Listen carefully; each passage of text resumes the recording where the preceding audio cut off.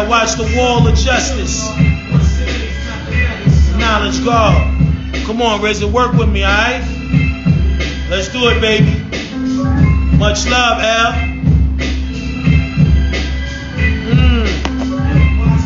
Yeah. Let's get money, son. Chill, God. What up, baby? Hey, yo, man. We having a good time and shit. We waiting for the Abbott. Where the Abbott at? The Abbott, where you at? The Abbott. Yeah, y'all. Classic shit, man. Classic shit for real. Europe, Africa. Shout out Africa. Yeah, man. Hey, yo, listen, I want everybody right now, grab your drink. If you making some food, you cooking, all of that shit, that's cool. I want y'all to do that. E. Sermon, the Green Eye Bandit. What up, baby? One of my iconic brothers right there, big brothers. I love you. I love you. I love you. Q-Tip, I love you. Busta Rhymes, I love you. Escobar 9 Season, I love you. The Locks, I love you. Puff, I love you. Cam, Jim, I love you. Fab, I love you. Joe, I love you. It's just, they love me, man. I'm just chef, man. I'm just chef, man. Check it. This my motto right here, though. This always my shit. Something heroic. There's courage about this. Doesn't look like a killer. I don't want to look like no fucker. Comes across so calm. So calm, right? Acts like he has a dream. Right. Full of passion. Me and Ghost. You don't trust me, huh? You don't trust me, huh? Nah, you know why, nigga. You from Park Hill, from Stapleton, I get it. But we together. That's what it is. Knock niggas out the box. Hey, yo, shout out to all my brothers that was doing bids that went away when my career started. I just want to say one thing to y'all. Everything y'all seen in life and what y'all been through, I spoke on it in the greatest way because we come from that cloth. So always remember, I'ma always give it up.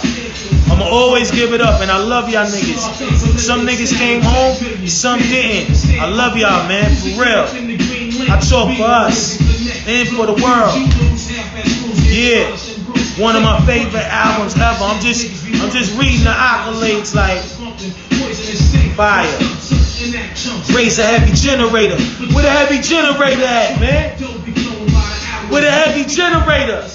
RZA, where you at? Yeah. Don't wet it. Real niggas lick shots. Peace, Connecticut. Connecticut. You know.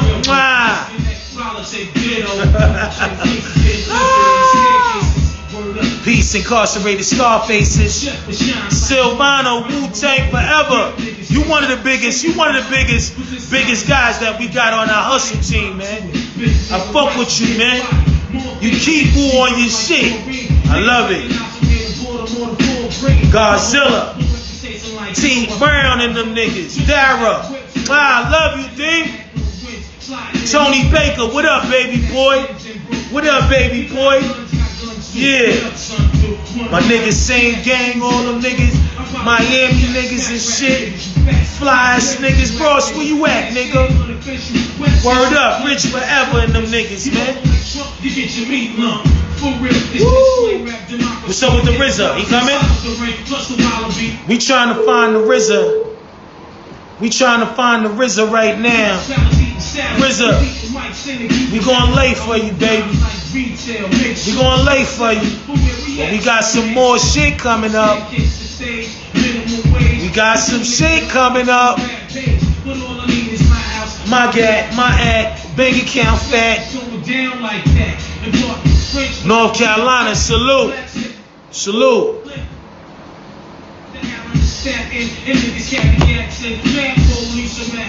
Now, yo, what up, yo?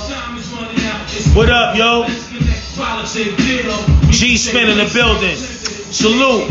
One real nigga to another real nigga. Yeah. Yeah.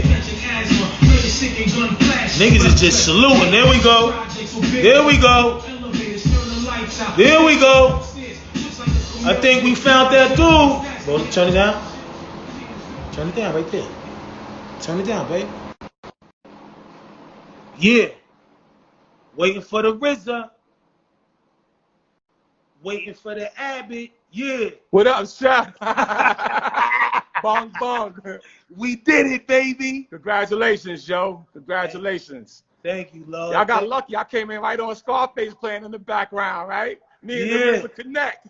Yeah, man, that's what I'm talking. And you know, when I heard that part, I'm like, yo, we at? We in the connect. Yo, listen, Lord, listen, man. First of all, I want to say, as a brother that know where we came from, like me and you, we knew each other for a long time, right? Like this, kid. You know what I'm saying? We was little picking in niggas, like, but smart niggas. And for me, I got an opportunity to be around a brother that had brothers. You have brothers and sisters, you know what I mean? Right. So me being a single child at that time, I was admiring people who had a big family. Mm.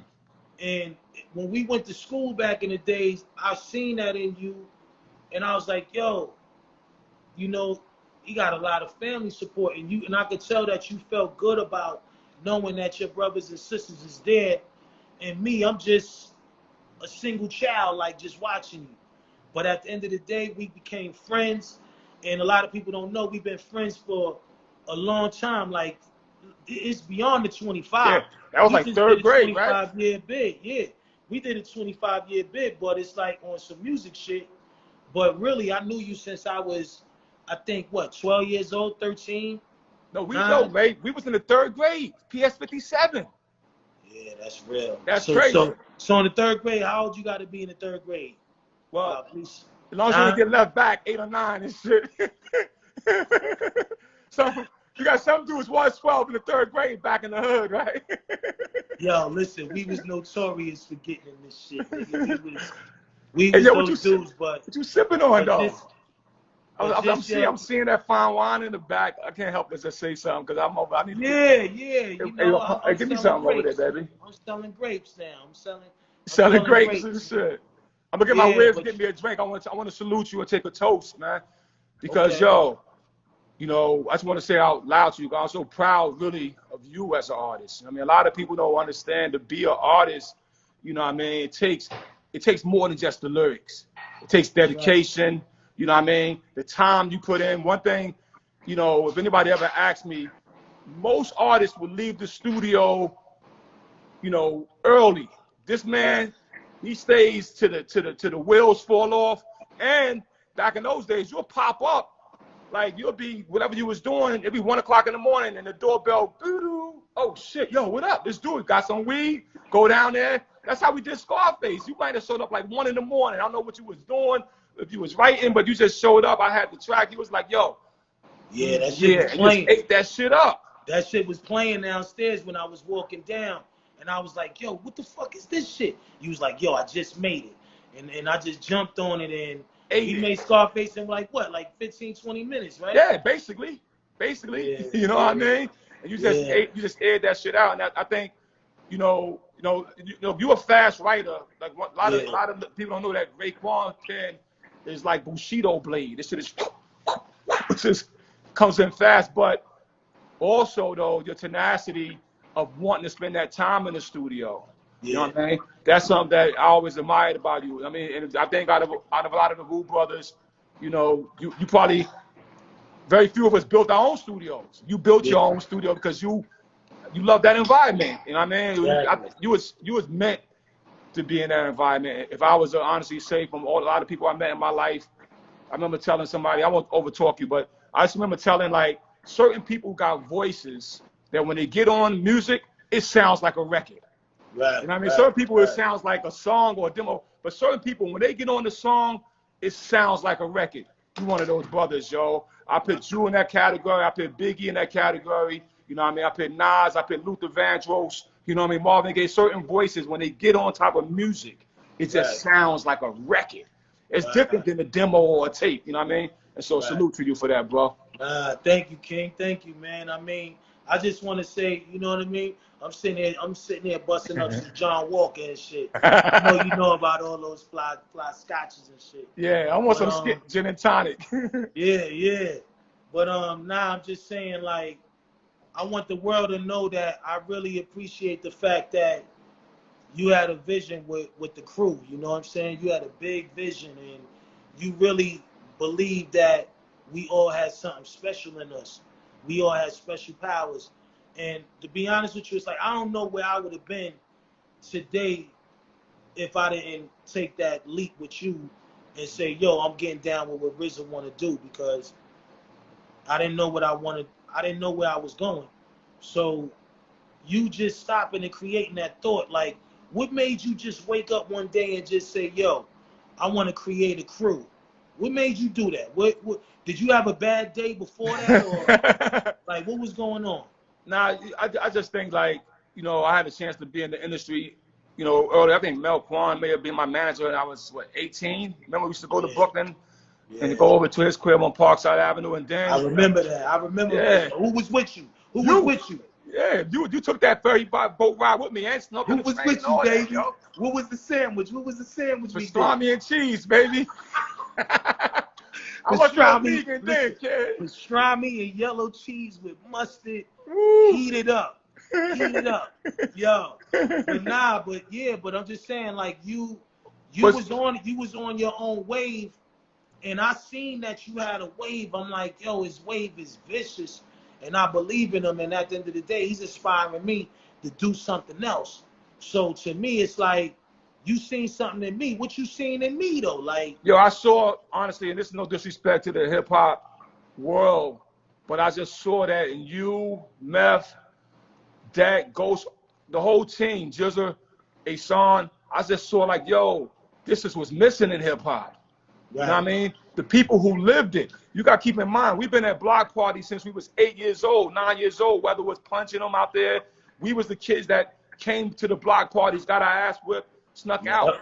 We're on Staten Island, yo. We was driving across to the Red Parrot, to Latin Quarters, all that, 16 years old with rental cars. We those kids, right? So we lived hip-hop, and even though our hip-hop predecessors were the ones that was making the music and being successful at it, it was a generation like us underneath that was, like, right there, too, the kids in the crowd. That was watching it. Yeah. And I felt like when we started writing our songs and making our demos, whether it was Schooling Brothers, Food, or Capadonna, Little Lounging, you know what I mean, Method Man, you talk Panty about Raider. Some of my first rhymes ever wrote. You talk about the shit that you told me to write. You told me to write those rhymes. But the point, I was freestyling still. I was just. But the point being made is, like, it's, you know, for me having a chance to be in the industry and then know what was right there on Staten Island, I was like, you know, we gotta bum rush it. We gotta bum rush it, yo, on some kung fu movie shit. We coming in like the Mongols and the Wu-Tang and all that. And bum, we did it. Nah, we did it, man. So with this album, the Purple Tape, right? The Cuban Links album, I want you to explain to the fans, like, how me and you first started talking about me getting the record deal. Like, yo, when them niggas called you and you called me. Remember when you called me and said, yo, these niggas want you. Could you talk about that a little bit? Yeah, I think it was a few people reaching for you, but I know that that when Loud was like, because your voice already had permeated, you know, Protect Your Neck, your verse was already rocking heads, you know what I mean? Then once Cream hit, you could forget it. You know what I mean? Once Cream hit, you know what I mean, you was already rock star. Foot in the concrete already. You already left a footprint right there. But then people, you know, we were seeking solo deals. I remember, you know, I think Def Jam. I mean, a few labels wanted you, but Steve was like, "Yo, I want him." You know what I mean? And then Steve, actually, no disrespect to Steve, because I love Steve, but he had a chance to match other labels for anybody. Right. But he came hard for you, yo. Like, you know what I mean? Like, I think, I think like I don't know, like back then, Jizza may had a, you know, $250,000 on the table or whatever, and Steve was like, he kind of held. But for the Raekwon album, he was like, yo, I think he dropped close to a half back in those days, and that's what I was telling the world. That's a lot of money back then. Yo, you know what I mean? A half a ticket. Yeah, right so So he really wanted you, and he really saw also.